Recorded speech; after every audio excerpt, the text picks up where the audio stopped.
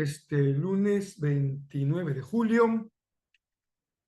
En tapa a tapa continuamos leyendo el segundo libro de Crónicas, la carta de Pablo a los Romanos, el Salmo 22 y el capítulo 20 del libro de Proverbios. Esta serie tiene como propósito acompañarte en la lectura devocional de la Biblia completa en un año. Yo soy el pastor Rafael Pole, me da mucho gusto que me permitas acompañarte en la meditación de la palabra de nuestro Dios.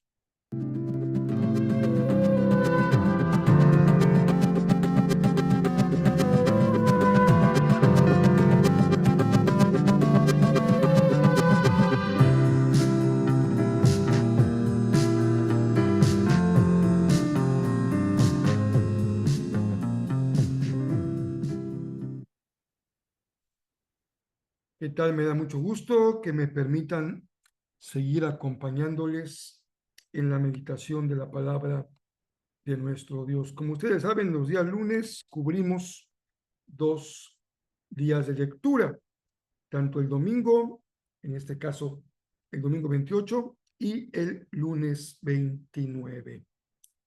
Espero que hayan tenido un domingo muy bendecido de adoración, de enseñanza, de compañerismo y de convivio.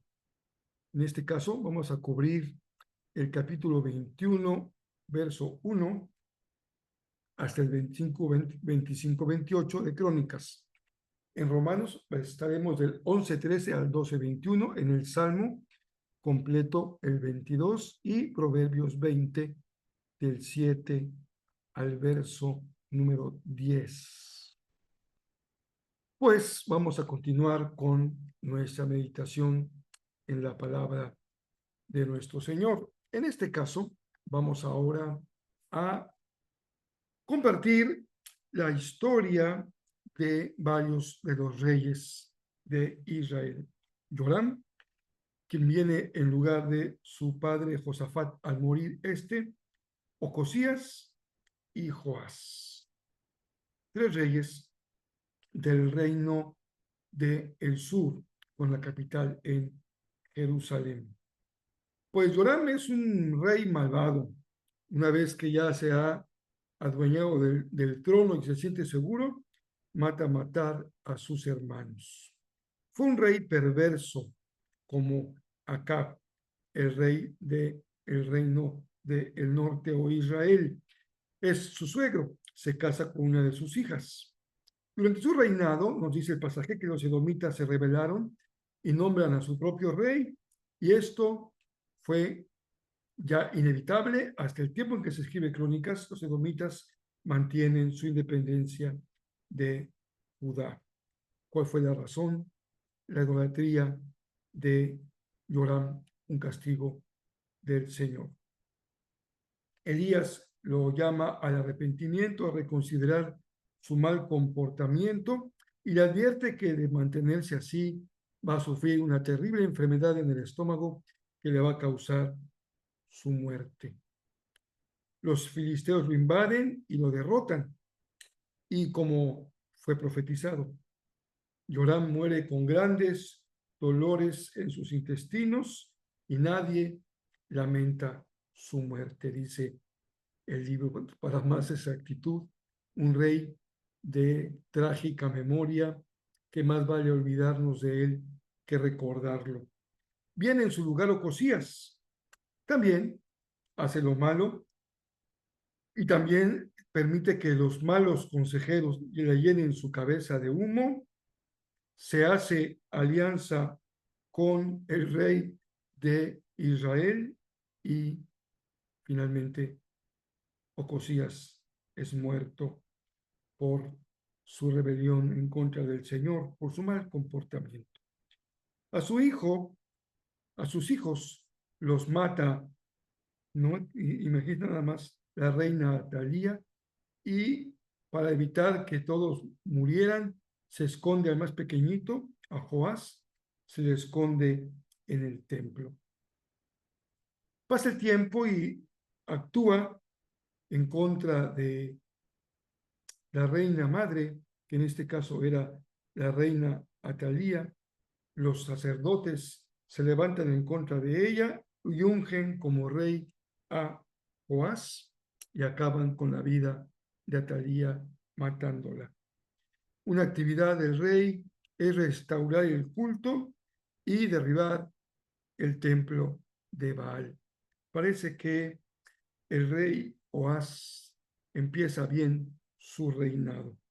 Incluso dice el pasaje de Crónicas que hace lo agradable a los ojos del Señor. Generalmente los reyes que hacen el bien también se ocupan de restaurar el templo, que frecuentemente requiere ser reparado y requiere ser restaurado. En el caso de Joás, él pone un cofrecito, un cofre a la entrada para que ahí la gente deposite sus ofrendas y con esto se va cubriendo la reconstrucción, la restauración del templo y incluso sobra dinero con lo que se realizan algunos utensilios propios para el, el templo del Señor. El rey es de un buen testimonio, por lo cual incluso al hacer tanto bien, se le permite que sea sepultado con los reyes de Israel. Pero una vez muerto el sumo sacerdote, Joás abandona al templo y se inclina ante la diosa Acera. Aunque el profeta les reconviene, no escucha y matan al profeta Zacarías. Como consecuencia de su mal obrar, lo invaden y lo derrotan los madianitas, los enemigos del pueblo de Israel, los aromitas más que los madianitas, y matan finalmente a Joás.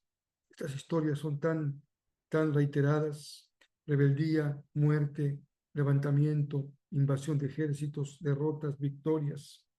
En lugar de Joás, sube al trono Amasías. Él hace un censo y se da cuenta de que tiene un ejército grande, lo organiza, pero además contrata a 100,000 israelitas. Y esto le dice un hombre de Dios, no lo debe de hacer, porque eso implicaría que no confía en el Señor, sino en su propia fuerza. Así que los despide y vence a los edomitas como testimonio de la presencia del Señor. Sin embargo, adora a los dioses paganos y es un grave error de Amasías. Quiere ir a la guerra en contra de Joás, el rey de Israel, pero este le aconseja que no debe de salir a pelear en su contra. Pero Amasías no escucha, sale a pelear y finalmente es asesinado, vencido y asesinado. Amasías, Joás, Ocosías, Joram, los reyes de Judá, que son derrotados, unos de ellos muy pronto, otros después de que han decaído en su fe, en su lealtad al Señor, algunos con esfuerzos positivos de reconstrucción y otros cayendo derrotados por su idolatría y perdiendo los bienes incluso del templo. Es triste esta historia de tanta reiterada falla de los reyes, en este caso de los reyes de Judá. También vamos a Romanos, desde el 11:13 al 12:21.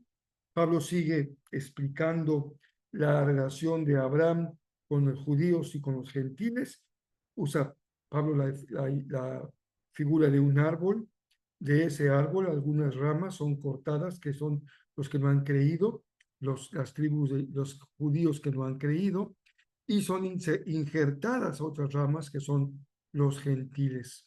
Pero eso no debe dar lugar a la presunción de los gentiles o al desprecio de los judíos, porque a su tiempo Pablo confía en que los judíos habrán de devolver su corazón al Señor y a confiar en Jesús y a reconocerlo como Mesías. Termina esta parte expositiva de la justificación y la entrada de los gentiles al pueblo de Dios, y Pablo empieza una sección práctica respecto al estilo de vida de la iglesia ahora de los creyentes, tanto judíos como gentiles. Una parte muy hermosa de mucha enseñanza práctica de estilo de vida. Dice Pablo que ellos deben de cambiar su forma de pensar y entregar sus cuerpos al Señor como una ofrenda, renovar sus mentes, evaluarse cada uno de sí mismo de una forma realista, sin soberbia, considerando que no somos más que un pequeño miembro, una parte del cuerpo que es la iglesia, y ese miembro, cada miembro tiene dones específicos que sirven y que contribuyen para que el cuerpo sea construido, edificado de forma integral. Cada uno ahí tiene un don distinto. Deben amarse de manera sincera, de manera verdadera. Pensando en la iglesia, en el cuerpo, no deben dar lugar a la pereza, sino estar siempre dispuestos a servir. Pablo les exhorta a vivir en armonía, a no devolver mal por mal, sino al contrario, a vencer el mal con el bien. Y a partir de este capítulo, Pablo continuará con mucha enseñanza práctica para la vida cristiana, una nueva forma de vivir. Dice Pablo que se sustenta en una buena y nueva forma de pensar. El salmo que nos tocó es el Salmo 22. Es un salmo mesiánico. Es una muy buena muestra de lo que es hablar del Mesías como aquel que habla de sufrir. Vean, dice el verso 1. Dios mío, habla en primera persona. Recordemos a Jesús en la cruz. ¿Por qué me has abandonado? ¿Por qué estás tan lejos cuando gimo por ayuda? Cada día clamo a ti, mi Dios, pero no respondes. La pasión de Cristo en la cruz es su clamor que encontró por parte del Padre un silencio por su justificación, por la obra que está haciendo Él en la cruz del Calvario. Dice el verso 18, recordemos la escena con los soldados, se reparten mi vestimenta entre ellos y tiran los dados por mi ropa. En Proverbios encontramos este consejo de, más bien, esta muestra de la justicia que es caminar con integridad y que hay bendición en seguir los pasos de aquellos que viven de manera íntegra. Y también dice el proverbio que la forma de adorar es saber tener unas manos limpias y un corazón puro. ¿Qué podía decir que tiene manos limpias y corazón puro? Por su propia obra, ninguno. Por la gracia del Señor, podemos decirlo todos. Tengan un lunes muy bendecido. Lamentamos mucho toda esta boruca que se ha levantado por la clausura de los Juegos Olímpicos. Aún las cosas habrán de asentarse. Sabremos en realidad la escena que trataba de representar. Hay polémica sobre esto. La escena, por demás, para muchos nos pareció desagradable, impropia de una gesta como los Juegos Olímpicos, que son un esfuerzo de unidad por la humanidad. Se entiende este interés por ser un esfuerzo de integración, de que de no ser excluyentes. Esto se entiende en una sociedad como la nuestra, abierta a esas consideraciones liberales o libres también, pero habrá tiempo para que todo tome su lugar, pero de entrada ha sido algo muy triste ver esta representación, cualquiera que sea su significado. Disfrutemos del deporte, de las grandes marcas que se rompen, los esfuerzos de los atletas, especialmente aquellos que han hecho un gran esfuerzo para estar ahí, dar la marca, superar sus marcas.